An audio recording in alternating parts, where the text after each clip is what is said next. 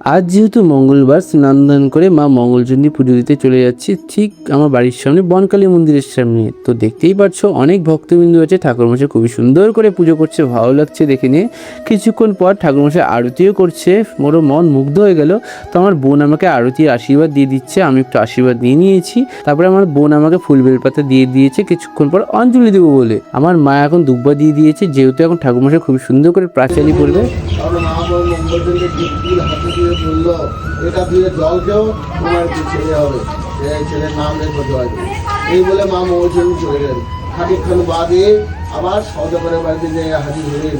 তো এখন আমার মা আমাকে চন্দনে ফোঁটা দিয়ে দিচ্ছে খুবই সুন্দর করে, বন্ধুরা ভালো লাগছে। তবে আমার এক মামি আমাকে সুন্দর করে সিঁদুরে ফোঁটা দিয়ে দিয়েছে, খুবই ভালো লাগছে। তারপরে আমার এক মামিও আমাকে প্রসাদ দিয়ে দিচ্ছে। তো দেখতেই পাচ্ছেন পুরো হাত ভরে দিচ্ছে প্রসাদে, মানে পুরো মাথা নষ্ট করে দেওয়ার মতন। আরে গুরু, মানে কি বলবো, কিছু বলার নেই। তারপরে আমাকে অনেক ভক্তবৃন্দ আমাকে প্রসাদ দিয়ে দিয়েছে, তাড়াতাড়ি করে খেয়ে নিচ্ছি বন্ধুরা।